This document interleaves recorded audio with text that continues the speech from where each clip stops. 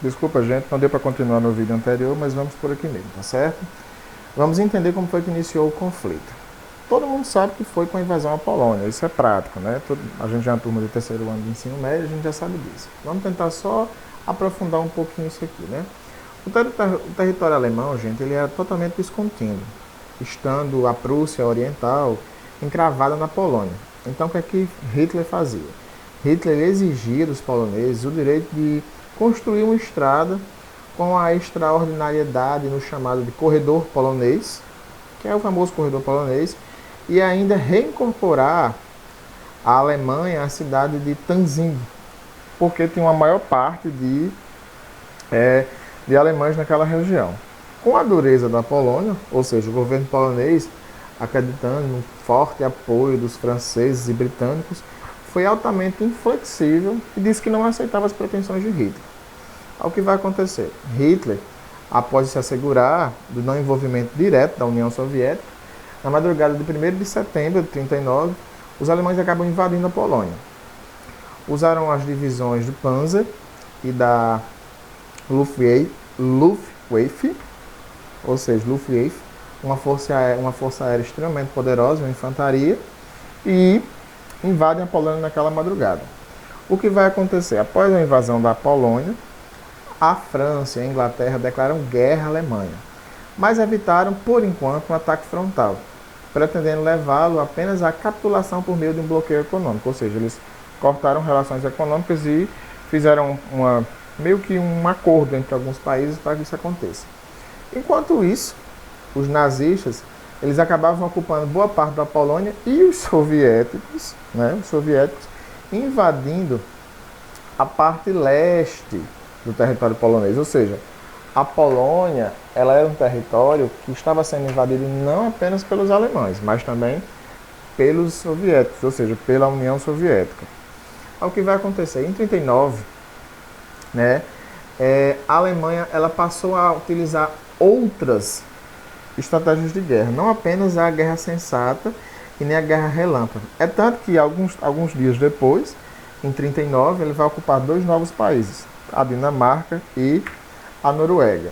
E a Holanda em 40 também. O que vai acontecer? Essas primeiras conquistas elas visavam assegurar a posição vital da guerra contra a Inglaterra, que na época era considerada a maior rainha náutica, né? Tanto que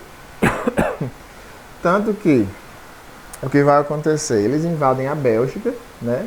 Invadem a Bélgica em 40 e essa invasão à Bélgica vai causar uma situação bem embaraçosa. Por quê?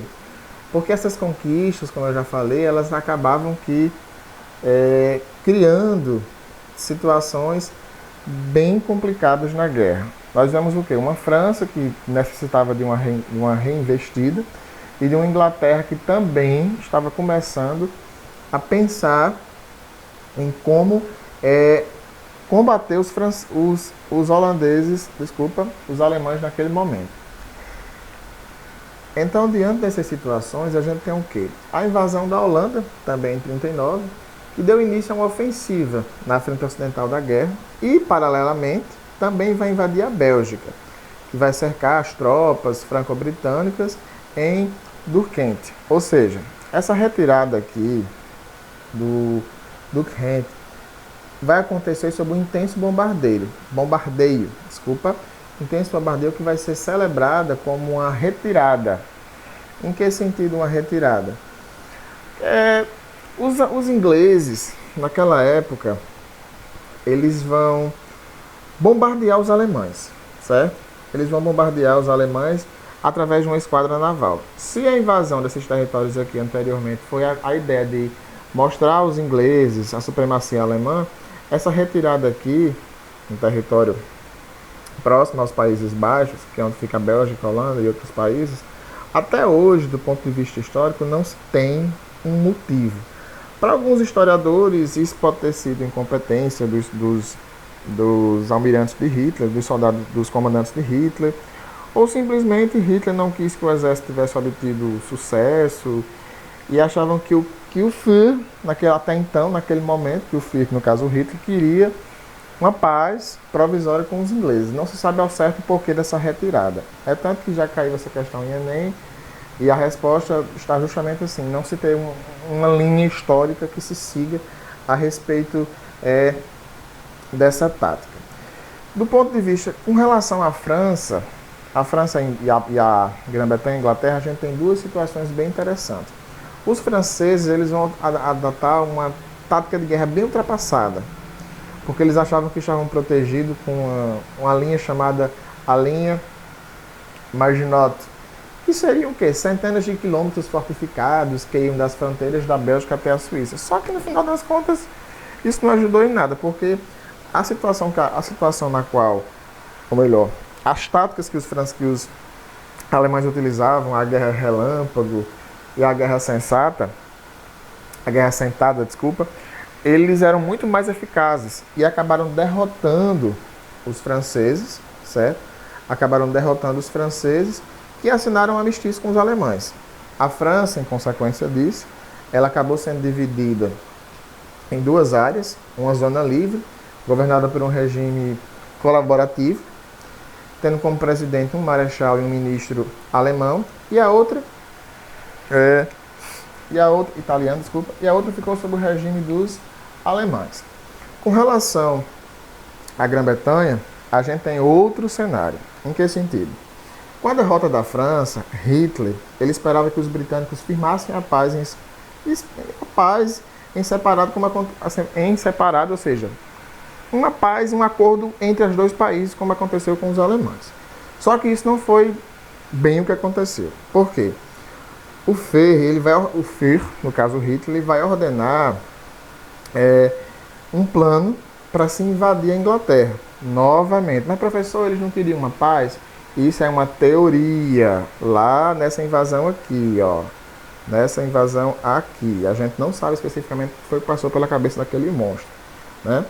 Então, o que vai acontecer? Esse plano de invasão à Inglaterra ficou conhecido como Leão Marinho. Ou seja, os alemães deveriam, com bombardeios aéreos, debilitar as defesas aquáticas, ou seja, os navios britânicos.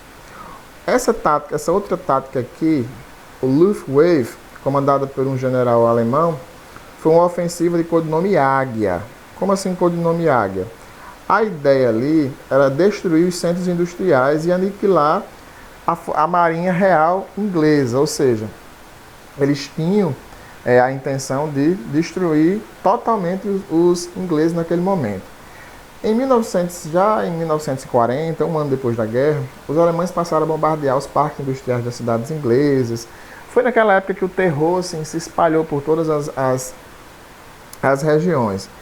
Mas, mesmo assim, os ingleses continuaram resistindo, né? Mesmo assim, os ingleses vão continuar resistindo. E por que eles vão continuar resistindo? Tiveram várias situações. Por que os britânicos, ou seja, os ingleses, eles não se dobraram? Tiveram várias situações. Pode ser por causa do ótimo desempenho da Força Aérea e da Marinha Náutica inglesa, o sistema de radar que eles colocavam ser muito bom, conseguir decodificar as mensagens dos alemães, e alguns fatores vão contribuir diretamente para que os alemães não lucrassem o êxito.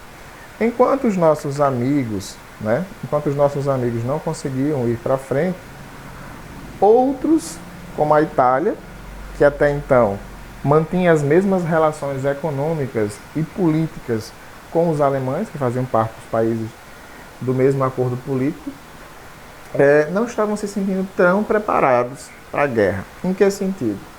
Como a gente viu, o Mussolini, ele era um cara extremamente esquerdista. Tinha umas ideias meio malucas, era um totalitarista nato. Porém, mesmo assim, ele achava que a Itália não estava preparada para o conflito. Mas, o que é que ele pensou? Bom, se o Führer nazista conseguiu, diante da derrota da Primeira Guerra, por que a gente não pode arriscar? Então, o que é que vai acontecer? O Duce italiano, ele vai tentar meio que se apoiar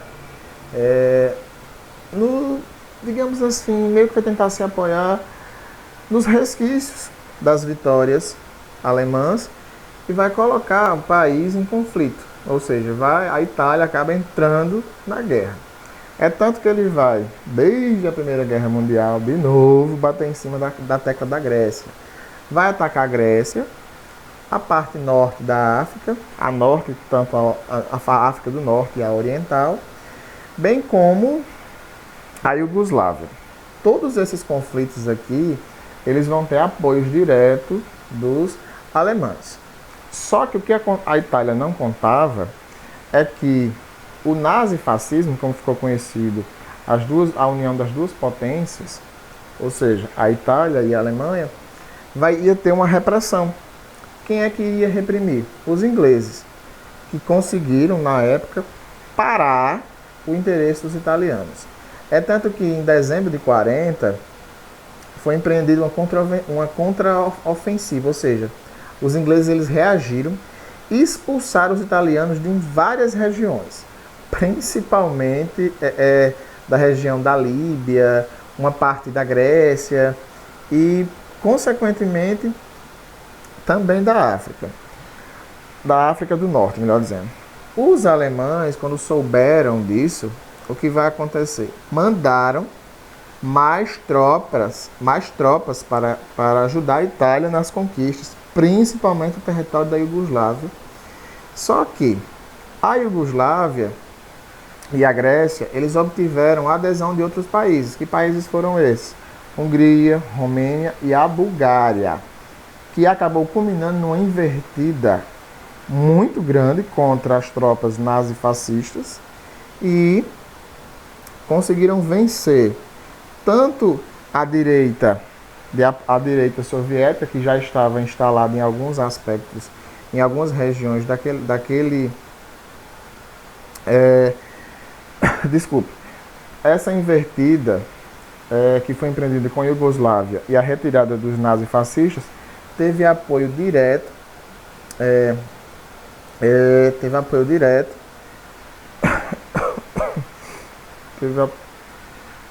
teve apoio, desculpa gente, eu estava tossindo aqui que beber um pouco d'água. Teve apoio direto da Inglaterra, mas pelo contrário, não pediu ajuda à União Soviética e nem aos Estados Unidos.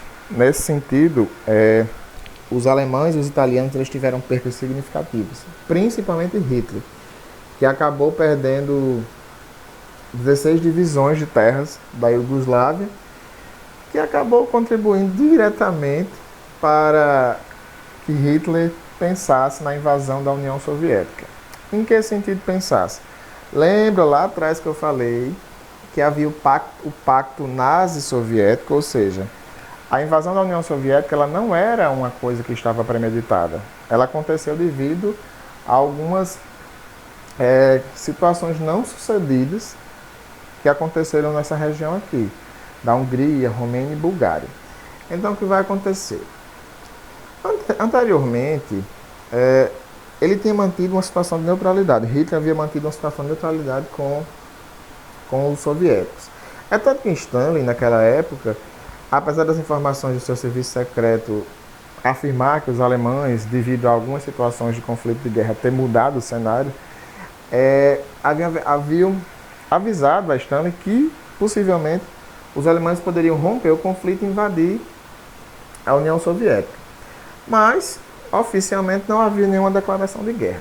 Mas, em 22 de junho, se eu não estou em 22 de junho de 41, os alemães acabam invadindo a União Soviética. Ou seja, a invasão ela vai começar com quase 3 mil quilômetros e tinha uma vista de conquista. A ideia era o quê? A ideia inicial era o quê? Conquistar Leningrado ao norte, Moscou no centro e os países como a Ucrânia e o Cáucaso no sul. No início, a ofensiva nazista, ela foi coberta de êxitos. Tiveram vários êxitos iniciais, foi uma coisa bem bacana para os alemães. Porém, o que vai acontecer?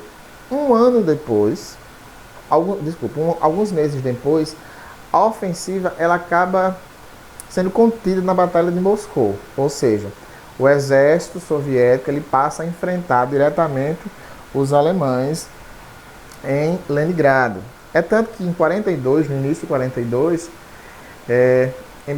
embora tenha sido considerado, não considerado uma derrota oficial do ponto de vista político, os alemães eles acabam perdendo essa batalha em Leningrado, que apesar da resistência eles acabaram perdendo. Isso por quê? Porque naquela época os alemães, como eles estavam ganhando muitos territórios, uma batalha daquela uma perca de uma batalha daquela seria apenas uma pequena derrota diante de várias vitórias que os alemães haviam conquistado. E por que isso aconteceu? Existem várias situações. O excesso de otimismo dos alemães, os territórios soviéticos eram muito grandes, eles não tinham, digamos que, táticas de guerras muito avançadas para entender sobre esses territórios. A grande mobilização popular que os socialistas, que os comunistas inverteram naquele território. E somando ao fato da maneira desumana como os nazistas eles tratavam seus prisioneiros. Por fim, nós temos esse slide. Tá aqui, beleza. Por fim, nós temos a entrada dos Estados Unidos na guerra, ou seja, o que vai acontecer? Até então, até o início de 39, até o início do conflito, o Japão e os Estados Unidos, melhor dizendo, os Estados Unidos preferiam não entrar na guerra. Porém, o que vai acontecer? Como a gente já viu anteriormente, os Estados Unidos e o Japão eles disputavam mercado no Extremo Oriente. E desde 31, quando os japoneses invadiram a Manchúria, ou seja, já existia uma certa rivalidade. Eles estavam com as relações diplomáticas bem enfraquecidas, extremamente estremecidas. Ao que vai acontecer? Com a ascensão do general Tojo, primeiro-ministro japonês, e ele vai fazer o seguinte, uma das primeiras medidas que ele vai fazer é o seguinte: ele quer uma guerra com os Estados Unidos. Por que ele quer uma guerra com os Estados Unidos? Porque eles culpavam os Estados Unidos naquela época pela sua derrocada econômica na região da Ásia que eles estavam ocupando, próximo aos territórios chineses. É tanto que em dezembro de 41, os japoneses eles acabam atacando a base americana de Pearl Harbor, né? Pearl Harbor, em 7 de dezembro, se não estou enganado, de 41. E esse ataque pode ser considerado um devastador, e segundo o presidente da época, Roosevelt, esse foi o principal motivo que fez com que os japoneses declarassem guerra os Estados Unidos declarassem guerra ao Japão. Nesse sentido aí, gente, a guerra ela tem uma nova formação. Por quê? Porque os japoneses eles vão bater de frente com os americanos e vão infligir uma série de situações em que vai acontecer uma espécie de apoio dos ingleses aos Estados Unidos, e de certa forma os japoneses eles vão ser importantes já no finalzinho da guerra. A gente vai entender lá na frente por quê. Porque eles vão dar um norte diferente. Em que sentido? Porque como os japoneses eles vão ocupar territórios da parte asiática, como da Indonésia, das Filipinas e de Hong Kong, eles vão acabar se tornando, nessa época aqui, vão acabar ocupando boa parte do Sudoeste Asiático. Coisa que os Estados Unidos não queriam, porque eles simplesmente gostariam de ocupar aqueles territórios no sentido econômico, não no sentido colonizador, certo? O que vai acontecer? Em paralelo a essas situações, nós temos uma outra situação. Em que sentido? Vamos lá, vamos entender um pouquinho. No norte e no nordeste da África, tanto os alemães como os italianos eles estavam enfrentando os ingleses e os Estados Unidos. Como os Estados Unidos entrou no conflito, né? E se os ingleses estavam ajudando aqui contra os japoneses, os ingleses também tinham que ajudar os Estados Unidos também tinham que ajudar aqui as outras nações contra os alemães. É tanto que em 23 de outubro, os britânicos e os aliados venceram os nazifascistas nas batalhas. E o que vai acontecer? Em julho de 43, Mussolini acaba sendo preso, certo? Deposto e preso. Até então ele era presidente, ele acaba sendo deposto e preso. E, como ele foi preso, o novo governo italiano ele vai tentar firmar um acordo de paz com os aliados.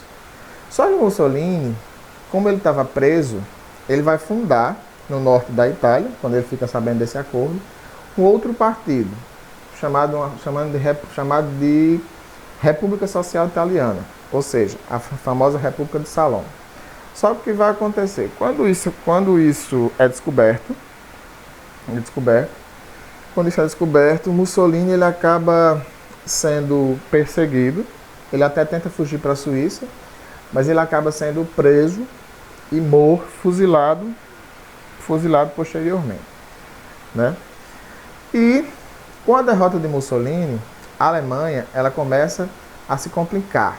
A situação da Alemanha começa a se complicar. Por que a situação dela começa a se complicar? Nós temos a Batalha de Stalingrado, onde mais de 100 mil alemães vão morrer. Por que são 100 mais? Por que os alemães vão morrer aqui? Porque essa batalha ela vai ser considerada um marco no sentido de perca de vidas. Os alemães, é aqui que os alemães começam a perder mais força, tanto que a fronte soviética, como é conhecida, vai possibilitar que o Exército Vermelho comece uma contraofensiva extremamente alta. E isso aqui na Batalha de Stalingrado. Essa Batalha de Stalingrado é o quê?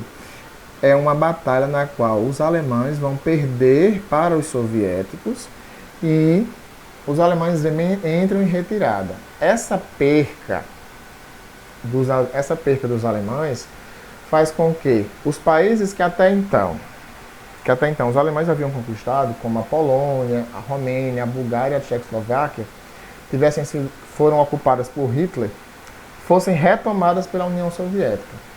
É tanto que, quando eles retomam esses lugares, todas essas potências, todos esses países começam com o apoio da União Soviética, uma grande contraofensiva e começa o que a gente vai chamar na história de grande marcha para Berlim, em direção a Berlim.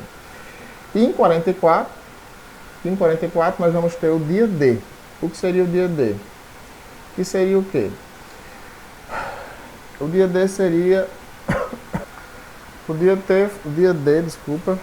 D foi mais ou menos o quê, gente? Muito simples. O dia D foi uma investida contra os alemães no território francês, que acabou o quê? Libertando a França do domínio nazista. E o que isso foi importante, professor? Simples. Paris foi libertada. Paralelo a isso, a essa situação todinha, Hitler ainda teve que enfrentar dos seus próprios aliados algumas situações, entre elas a falta de apoio econômico e 2 atentados que fizeram contra ele. Até não coloquei aqui, mas tem um atentado bem interessante que é até um filme, Operação Valkyria. Depois vocês procuram que vocês vão gostar. É isso? E esse slide aqui não passa. E vamos lá. Então a gente tem aí um cenário de uma Alemanha já totalmente destruída, certo? Mas calma, ainda tem uma segunda parte bem interessante. A Segunda Guerra na parte da Ásia. Vamos retomar só um pouquinho. Olha só, a superioridade econômica, aérea e naval dos Estados Unidos em cima dos japoneses foram fatores primordiais para a derrota deles na região da Ásia. Por quê? Em 42, os norte-americanos eles vão deter uma ofensiva japonesa no Mar de Coral, certo? E também na Batalha do Midway. Um outro triunfo, certo, interessante, vai acontecer ainda naquele mesmo ano, em 42, finalzinho de 42 para o início de 43, certo? Nas Ilhas do Salomão, certo? que foi uma tentativa frustrada essa batalha chamada aqui a Batalha do Guadalcanal, que é uma tentativa frustrada dos japoneses de tentar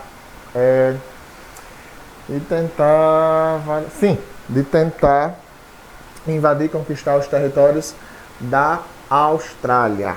Em 44, né, os norte-americanos eles vão começar a fechar o cerco contra os japoneses, ou seja, como a gente vai ver, os Estados Unidos eles vão acabar aqui o quê? Vão acabar aqui se tornando aliados indiretamente da União Soviética, porque aliados indiretamente da União Soviética, porque eles também vão ter interesses em derrotar os japoneses. O que vai acontecer? Com esse apoio indireto e o cerco começa a se fechar contra o Japão, uma vez que a Alemanha já estava praticamente aniquilada, faltava o eixo derrubar os japoneses. E para isso, a União Soviética deu um apoio, né, indiretamente. É tanto que essa guerra esse apoio vai contribuir diretamente para que a guerra chegue ao fim. Em que sentido? Porque se não fosse o apoio da União Soviética, talvez esse desgaste entre os japoneses e os norte-americanos tivesse se estendido muito mais. É tanto que uma tentativa de desespero, né, dos japoneses durante a Segunda Guerra foi utilizar a tática dos kamikazes, que em japonês significa deuses do vento. Que eram o quê? Eram pessoas que se matavam em prol da guerra, estilo os ataques terroristas ao World Trade Center, que no início tiveram êxito, mas que depois acabaram perdendo sentido. Ou seja, a gente tem aqui um cenário interessante. Esse cenário é o quê? Do enfraquecimento de um Japão, e o anterior que a gente viu no slide anterior é o quê? Uma Alemanha já derrotada, ou seja, uma Alemanha que já estava em processo de encerramento. E o que vai acontecer? Em 45, os soviéticos eles vão ocupar a Polônia definitivamente. E, posteriormente, a Alemanha vai ser invadida. É tanto que acaba assinando a rendição pouco tempo depois, né, que ela é invadida, e Hitler acaba se suicidando posteriormente. O que vai acontecer? Com o suicídio de Hitler, o presidente dos Estados Unidos e o da Inglaterra e o da Alemanha, o presidente dos Estados Unidos, da Inglaterra e da União Soviética, eles vão se reunir na conferência de Yalta. Ou seja, o que significa essa conferência? Significa que eles, antes mesmo da guerra acabar na região asiática, eles já estavam tentando criar um novo órgão, sem ser a Liga das Nações, obviamente, para tentar, tentar dar uma solução para que os conflitos políticos não se desencadeassem numa outra guerra, ou seja, uma outra situação. Só que, paralelo a toda essa situação, os japoneses, eles consequentemente ainda resistiam na guerra. O que vai acontecer? Em 45, como uma tentativa ofensiva dos japoneses, em 45, o presidente Roosevelt ele vai ordenar um bombardeio atômico às cidades japonesas de Hiroshima e Nagasaki. A cidade de Hiroshima ela é bombardeada em 6 de agosto, e 3 dias depois, a cidade de Nagasaki. Diante dessa situação, e sem apoio político e econômico de alguns países, os japoneses acabam se rendendo e tem-se fim à Segunda Guerra Mundial. Professor, os japoneses eles só se renderam em decorrência das bombas atômicas? Não. Os japoneses eles só se renderam. Existia uma terceira bomba que poderia posteriormente ter sido utilizada. Mas não foi em decorrência somente disso. Eles se renderam porque estavam encurralados. Não tinham outra situação a não ser isso. Com o fim da Segunda Guerra Mundial, a gente vai ter uma situação bem interessante. A criação dessa ONU aqui, Organização das Nações Unidas, ela vai acontecer para tentar evitar os conflitos. Só que um ponto interessante é que eu não posso deixar de comentar, é que outras medidas na criação da ONU também foram importantes ser colocadas. Em que medidas são essas? Os regimes nazistas e fascistas seriam exclusos, ou seja, esses partidos deixariam de existir, e todos aqueles que maltrataram, que mataram 20 e tantas, 40 e tantas milhões de pessoas no mundo, principalmente os alemães, seriam julgados em Nuremberg, certo? E a indústria de guerra alemã seria totalmente suprimida, e a Alemanha deveria pagar a dívida de guerra de 20 bilhões de dólares a todos os vencedores, além de seu território ter sido dividido em 4 zonas de ocupação. Uma de origem soviética, outra norte-americana, outra francesa e outra inglesa. Ou seja, a criação da ONU ela vai ser importante para manter os países unidos, mas em compensação, todos aqueles generais nazistas e fascistas iam ser, principalmente os nazistas, iam ser julgados em Nuremberg pelos crimes de guerra. O território da Alemanha ia ser dividido em 4 zonas, uma francesa, uma inglesa, uma norte-americana e uma soviética, além de que deveria pagar 20 bilhões de dólares aos vencedores. Vale salientar, gente, que essa dívida ela de fato existiu e os alemães só terminaram de pagá-la só em 2009, ou seja, há pouco mais de 10 anos, não é isso? Gente, essa foi a nossa videoaula, espero que vocês tenham gostado, desculpa os gaguejos, as tosses, porque quando eu começo a falar muito eu acabo tendo que beber água, ok? Qualquer dúvida, estou à disposição, é só falar e continuem se cuidando, tá certo?